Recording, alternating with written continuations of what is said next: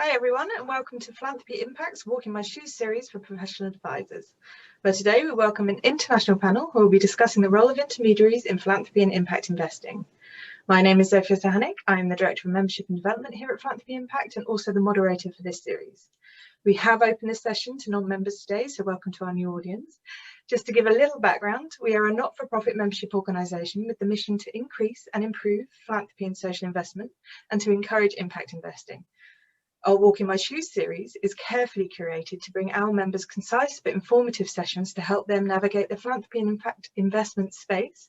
We work specifically with professional advisors to ultra high and high net worth clients on improving their service offer in this area. If you'd like to know more about our services and the benefit of membership for you and your firm, then please do get in touch with me today. My email will be in the chat or at the end of this recording for those watching on YouTube. As this is strictly 30-minute session, it will go very quickly, but we do try to encourage audience interaction, so please use the chat to introduce yourselves, to have your say and post questions to our panel. Please make sure to select the panel and all attendees when posting in the chat so that everyone can see.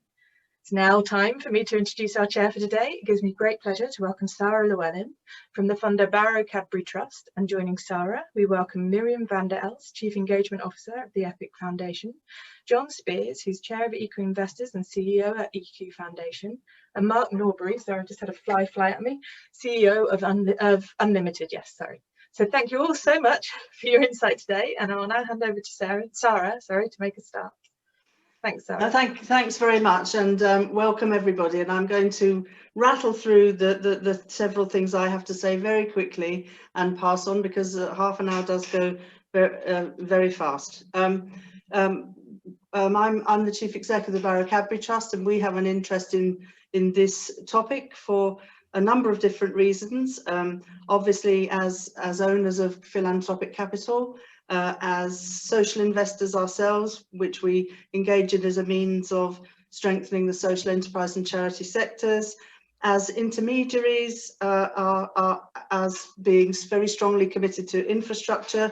No other sectors are expected to manage without any infrastructure, so why should ours?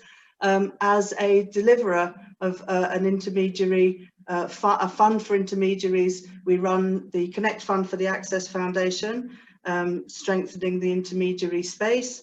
And as an intermediary ourselves, we're fundraisers as well as fund givers, and we deliver our mission with other people's resource, quite a number of others, Access, DCMS, and LCF, and various others.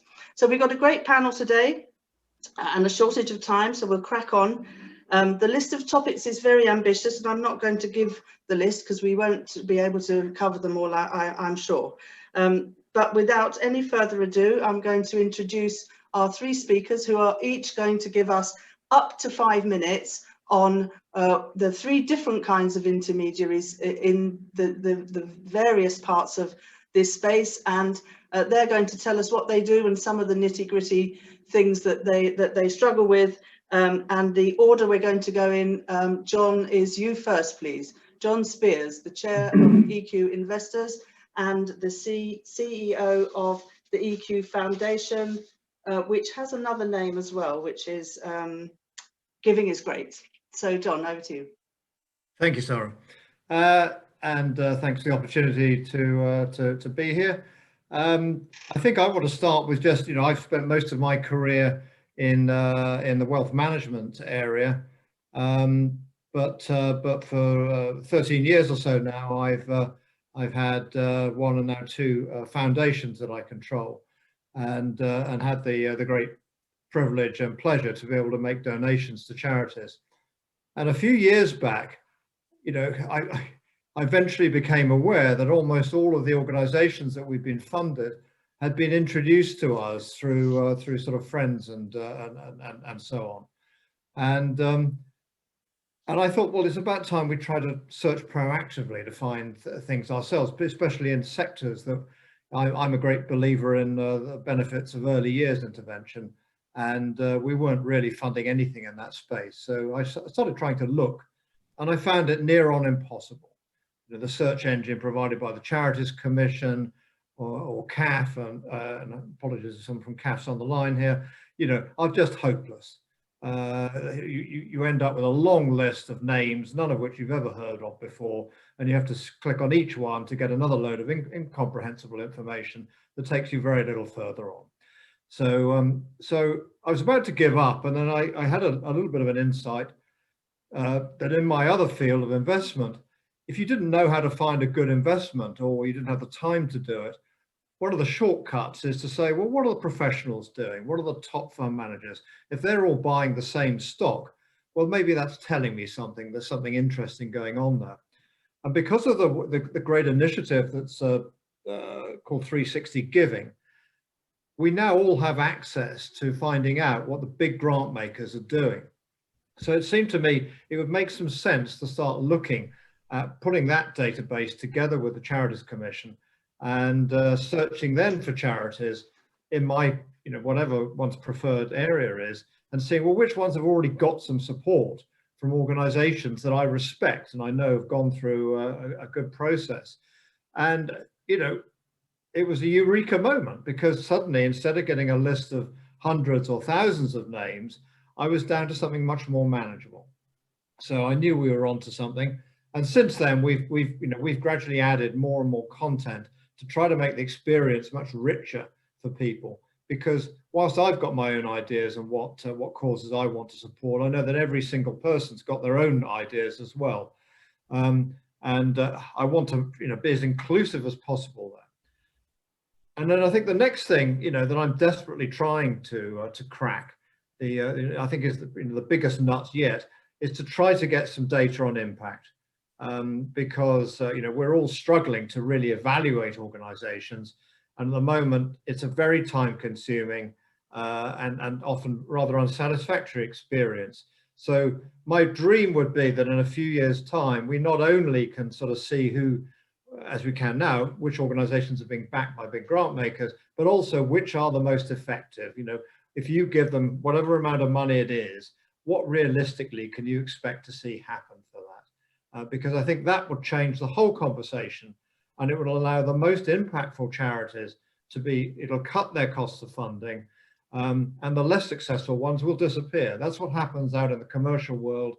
And I think most of us would say there are far too many charities and probably social enterprises as well. And if we can bring some of the rigors of the marketplace to it, we'll end up with a tighter list of more effective organizations, and the experience will be much better for everybody. Right, well, thank you very much. That's a really interesting opener. We're busy at the moment with 360 Giving, deepening the information so it has diversity information on as well. So some of, if that's the sort of thing that you're interested in supporting, before too long that information is going to be, a bit more deep information is going to be available on 360. That's really a very interesting start. I'm going to move straight on to the other two speakers, so that then please everybody put your questions in the chat. That's going to be curated behind the scenes, and if it's to one particular speaker, do say so. So I'm going to move on next, please, to Miriam Vander Elst, who's the Chief Engagement Officer over at the EPIC Foundation. So a very different kind of intermediary. Miriam, up to 5 minutes, please. Thank you very much, Sara. So we're based in London. We are a global charity. We launched 7 years ago, and a lot of the things that John said really resonate with us. When we launched, we had 3 insights, or an insight about donor needs and need gaps. Lack of trust in the good use of their generosity, and lack of time and lack of knowledge to be able to make the right decision. And there are terrible statistics like there are 10 million charities in the world. There's something like 170,000 UK registered charities. And what we thought was exactly that. Why don't we, rather than open another hospital in Cambodia, another program outside Birmingham, why don't we create an expert intermediary that's going to bring transparency and accountability to donors? And it would benefit the donors who know nothing about unrestricted grant, who know nothing about pluriannual giving, still tend to be led by sentimental decisions, to those organizations out there, whether they're charities or social enterprises, and we are in 11 countries right now, including the UK, other European countries, the States, India, Southeast Asia, and Africa, always focusing on children and youth, any topic for now, because we will probably be expanding in the future on other areas than children and youth. Why don't we create, and again, it's funny because John talks about his experience from wealth management. We also saw that private equity in finance is facing the same dilemmas of plethora of investments. And how do you find the right ones, the well-managed ones, the ones that would survive in the for-profit world to a certain extent, although we're much more sensitive than that and very respectful of the charities area. So every year we spend about 8 months of due diligence around an analysis grid, a methodology around 3 criteria, 15 KPIs, 45 data points. The first years we had 4,000 candidates in the pipe, and then we would, 8 months after the due deal, we would select about 10 or 12. In the 5 years we've been fundraising, we've raised 30 million. 100% of the money has been disbursed or deployed as unrestricted grants to the organizations we've selected over the years. That's because our board pays for all our operating costs. Harvard Business School published a case study about EPIC because we're still unique in the world in 2019. And we're currently looking into franchising EPIC in geographies where we're not, and probably at some stage into themes, areas such as climate change, where we're not for now. So that's where we are. Offices in London, as I said, and the States and other countries out there. Very great, thank you very much. And that emphasis is very much on being the filter, isn't it, of the charities. And it'd be interesting a bit later on if we can come back to a little bit more about how you determine, going back to John's point, how are you choosing those charities? What are your methods for deciding what is the best social impact, because that's highly contested. Mark, we're going to come to Mark Norbury, who's the Chief Executive of UnLtd, which is the Foundation for Social Entrepreneurs, working quite grassrootsy, I would say, Mark. And over to you. Up to 5 minutes, please, Mark. Thanks, Sara. So UnLtd is a UK foundation. We find, fund and support social entrepreneurs.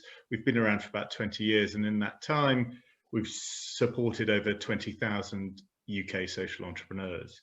And that kind of gives the grassrootsy feel that Sara is talking about, in that we have wide reach all over the UK. Our positioning is that we're very much about support to the social entrepreneurs. So actually, we were kind of a venture philanthropist before that notion was a widespread notion, in that we provide grants, but we also provide business advice, leadership development support, and access to kind of capital markets networks and so on. So we're an accelerator of the development and the impact potential of each of the social entrepreneurs that we support. And our focus is really about how do we find the most impactful social entrepreneurs, and how do we provide them with market-leading support? And by most impactful, what we've discovered is that it's about the lived expertise of the entrepreneur. It's about, are they operating in areas of greatest need and working with the most marginalized communities? It's about the efficacy of their intervention, both in terms of finance, but also in terms, obviously, of impact and the relationship between those two. And it's also about, where can we add value in terms of not just the support we offer as an intermediary, but also in terms of, are they entrepreneurs who could not otherwise readily get that kind of support? And so we have a particular focus now around equity and inclusion and diversity in who we back. We have run social investment funds last year in our access to employment debt fund. The 22 ventures we backed created 23,500 jobs and another 23,000 training opportunities. And at the same time, we're growing their turnover and their profitability. So their profitability was a net profit of 10%, and their turnovers were typically growing 132% on average in a year, which given the year we've had is not bad. So we're different to both John and Miriam in that we're very focused on the generator of impact rather than the source of capital. And so, and that is our primacy. But actually, we have raised over the last 15 months, £55 million plus for the social enterprise sector. So we're quite good at turning that focus on the social entrepreneur into uplift for the whole of our sector. That's probably all I need to say up front. Thanks, Sara. Thank you, Mark. And obviously, what you do over there is that's a great amount of money to have raised in the pandemic year. By the way, very well done. And that's a very high volume, even though it's 21 years, 20,000 social entrepreneurs. So we might come back again to this related to impact issue of how do you know and what proportion of those take flight in a good way. Right, so that's our panel. I'm just going to open up. I'm going to ask a couple of things myself and then open the floor. And we're doing very well for time, so thanks everyone for that discipline. If I can come back to you, John, and ask you about your journey moving from being an investment professional yourself into I suppose all three of you are actually describing a form of venture philanthropy, which is, you know, money but with core money but with sort of management and development support and strings attached. So tell us a little bit about what you plug into the organisations that you support when you finally work out which ones they are. Okay, sure. Yeah, well, I mean, my journey started. I was fortunate enough about 13 years ago to sell the first business I created for an amount of money that meant that I had more than enough to meet my own needs, and so I was able to start giving it away. And I realised I knew nothing about it, so I went to NPC, who had recently been set up at that time, and they did some great work for me and put together an initial portfolio of charities, which was extremely helpful. But unfortunately, NPC discovered that actually acting as an intermediary in this space for individual donors is a difficult business, and they changed their business model thereafter.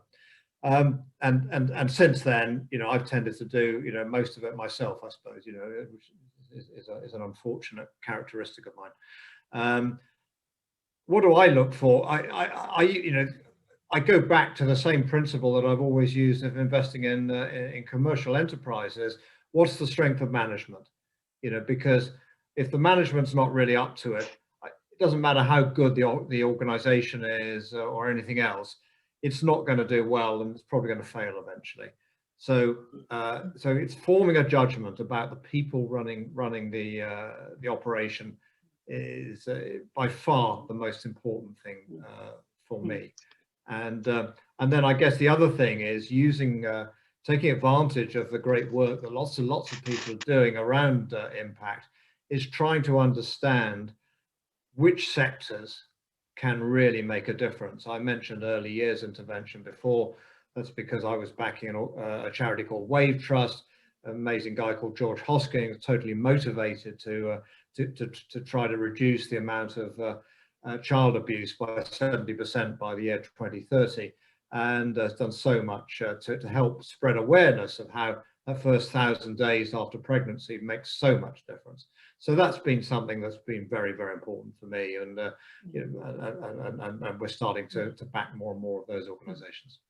That's really great, and thank you so much for the work you do. And that early years space is so. We don't work in that space, but it is incredibly important. I think what I would add from the chair is that governance and management, without both of those things in place, things are going nowhere fast. So that's often where the additional support needs to come. Going to come on to over to Miriam now, and ask you to tell us a bit more about, similar question, what are the features of the organisations that because you filter quite strongly, don't you, to a very like venture philanthropy to a fairly small number. So what are you really looking for? And before you start, I'm just going to put Sophia on notice that I'm going to, after we've had my question to Mark, we're relying on you to be curating some questions from the chat. Okay? I hope that's okay. Thank you. Miriam, over to you. So we spent 3 years before launching in 2014. We spent 3 years devising a methodology, which is articulated around 3 key areas, which I call the what, the how, and the who. So the what is going to be the impact. The how is going to be financial and operational management, and the who is going to be governance and leadership. And each of these 3 dimensions we then split in 5 variables each. And the due diligence goes 3 times 5 is 15 KPIs. So the due diligence over 8 months is going to be 3 iterations in a more and more granular fashion, ending with a visit on site of those KPIs. And they're the same KPIs that we're then going to use for the monitoring. So for any given year, we tend to stay with an organization, we commit for 3 years minimum, and then renewable 2 years and 2 years. So and it can go on. So when we commit to an organization, we say we're going to raise money for you between 10 and 20% of your annual budget.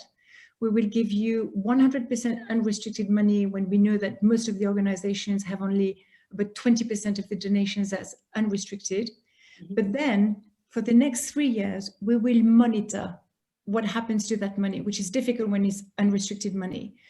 And it's very important to us because we feel that the selection is almost the easy part compared to the evaluation and the monitoring. So important criteria for us are going to be social innovation. Is it using, old methods to address problems which are still not, resolved? So social innovation, sustainability, systemic change, and we're also improving. So I would say that scalability was added, after year 3. This year, we're sort of adding, or we're reinforcing, or almost putting a positive handicap on systemic change. Okay, so, thanks. I'm going to stop you there so that we can get a couple of questions in from the participants that have been listening so far. Thanks very much. That's really very interesting. The same theme, really, which is the emphasis on visits is let's see the whites of their eyes. Mark, just very briefly on that theme, with the sort of volume of numbers of social entrepreneurs and quite a lot at the totally beginning stage, because I know of your work, do you have personal contact with all of them? How do you manage that? Very briefly, please. I certainly don't have personal contact. No, I didn't mean you. I meant the staff team. Trying to inject a little joke, but no. Right. So we, many of those 1,000 a year equivalent will be getting our Try Awards, and we're just encouraging people to get going with something, try out a social change idea, and so on. And we do much less of that now, precisely because of kind of what's implicit in your question about the efficacy of our support and really getting to know the social entrepreneur and the value we can bring. And so nowadays we're running at about 300 a year that we support. Of those, we'll probably invest in about 15 to 20 a year. And so you get a sense of the pipeline. And so because we were set up with an endowment, we have, and that endowment's terms are to make awards to individuals. And so we're giving out £5,000 awards, £15,000 awards, and there's a nice kind of pipeline of people. So we'll give about 250 at the £5,000, and we'll give about 50 at the 15,000. But then from that, we'll really identify those who we think have the potential for kind of systemic change. and those are the people that we're going to invest in and we want to accompany long term. But we don't want to neglect all the others, because, you know, there's only so much you can really get to kind of understand about someone. But every single one of those 300 has one of our social entrepreneur support managers who works with them for the course of a year, at least kind of 12 months working with each social entrepreneur. So we get pretty good experience of the entrepreneur and their governance and the trajectory of their venture. Okay, that's really helpful. And I'm going to alight on something that's very, very much in our minds at Cadbury at the moment. And it's a question from Margaret Cohen to all panelists. I'd like to know how the panel is wrestling with issues related to decolonising international development, but not only international, that's her question, but take it either way. And what are you doing differently in light of today's discussions? And I will go in reverse order and start with Mark. Thanks, Sara. So we don't do any international development. So no, but in this we'll country, over 50% of our awards now go to Black, Asian, minority, ethnic, and/or disabled entrepreneurs. We made that commitment because of the historical underfunding of entrepreneurs from those communities, and also because we saw that these were the people making the greatest difference, tackling inequality, and we wanted to get at the root causes of poverty and inequality, much more than we were historically. We've also changed our kind of our boards, our decision making, our awards panels are now majority social entrepreneurs with lived experience. Our team and all the kind of HR that goes with it in terms of recruitment and retention. And so, yes, we've made major shifts in how we operate over the last 4 years and really accelerated that over the last year and a half, I'd say. Thank you, Mark. And I know, because I've heard you present on this, how deeply you've been thinking about that this last year especially. So thank you very much for that. Miriam.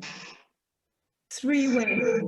The first one is that we tend to privilege organizations which have a size of between 500K of annual budget to 10 million. And of those organizations, we want organizations which have local initiative and local management first. The second is that parity and diversity is an absolute focus of ours in doing the due diligence and the audit of the organizations. And the third one is that we're supporting any sort of initiative, such as a webinar that we initiated about 6 months ago on putting beneficiaries at the heart of the decision-making process within the organizations, and this really interesting trend of putting people or clients that organizations have served, or people with the same profile within the board of the organization, such as the Brilliant Club in the UK, but it's the same with other organizations we support elsewhere abroad. Lovely, thank you so much. John Pepin's indicating. Yeah, Sara, we're running out of time now. Do you mind if I cut in at this point? Very briefly, because we've only got 2 minutes, and can I take John's answer first, and then if there's a time you can come after. Okay. John okay. Guest, I mean. It'll only take 1 minute. We like to select, we select our beneficiaries on the basis of their need, regardless of their race or background. We strongly suspect a high proportion of them are from ethnic minorities, and we have been trying to evaluate that. What we're finding is that the majority of the charities that we support lack that data, and we're pushing them to get better at tracking that in future. That's great. It's important to both to nudge people to do better, but also to provide them with the tools to do it. So, which is very much your model, I know. John Pepin, sounds like you've got a final word of wisdom. I'm going to actually ask each one of you, because we're slightly over time, but I think we'll extend it. But for final words of wisdom, I think though, before, while you're thinking about that, this is a really great start, but we barely scratched the surface. There are a lot of questions in the chat. There's importance of intermediaries in the role. and of course due diligence, etc. So I think that we'll do is we'll plan a more in-depth one sometime later in the year, because this has been really quite neat. Thank you. So final words of wisdom, 30 seconds. John, do you want to start? No, I didn't. Well, you know, this is an ongoing journey, and I think, you know, we all need to be doing this together, working together where we can, sharing information and ideas, so that together we can, we can make philanthropy far more effective than and a much better experience for donors than it has been recently. John, thank you. Mark. Thank you very much. I think the focus on impact and inclusivity of what we do is absolutely fundamental now. And I think finding a trusted intermediary and building a strong relationship with them and challenging them both on those dimensions and everything else in the relationship is vital. And I think actually with the three organisations, you've got a nice range of intermediaries who can be good allies for that. Yeah, brilliant. Miriam. Yes, I think intermediacy is absolutely essential for the donor experience. If you think in terms of impact, and that's what you care about, you've got everything to win, whether you're first-time philanthropist or not, in going through an expert. And also, I think it makes it a lot easier for the organization, for the recipient charity as well. In our case, because we don't charge as well, I think we've got no vetted interest in recommending one or another, but whether you pay for the service or not, and I think it's a really important service, it shouldn't be an issue for you. Great. Miriam, John, Mark, thank you very much. Sara, the last word to you, final words of wisdom, and thank you for chairing this. It's been great. Thank you, John. Well, final words of wisdom, you know, it's all about the people, isn't it? Every speaker's said that. It's all about building a relationship for hopefully for the longer term and with core money. And with that note, I will thank our three speakers very much indeed, and the backup team doing the logistics and stuff behind the scenes. Thank you both. Thank you all very much. And that's it from us. We'll be back with a longer session, and we'll work out how to make that deeper. Great. Thank you very much. Sophie, over to you. Thank you, and thank you, Sara. I just want to read out, we've got Grant Gordon has put in the chat, thank you to all the panelists for your clear message on value of intermediaries in a very diverse and fragmented not-profit sector. I thought that was a nice way of saying thank you to you all. Thank you to everyone in the chat for all of your interaction. It's been great, and I know that Mark's already said that he'll be in touch, or you can be in touch directly with him with any direct questions, so please do. So thank you, Grant. Lovely. And so finally, this is the end of our programme for until the break in the summer. So we're breaking for a few weeks. We'll be back in September, and we will announce all of the things coming up then. But in the meantime, you can get any of our past recordings on YouTube from Walking My Shoes, and any of our other events. Just send me an email, and I'll be able to send you a link to them. Thank you very much, everybody, and have a wonderful summer. Bye. You too.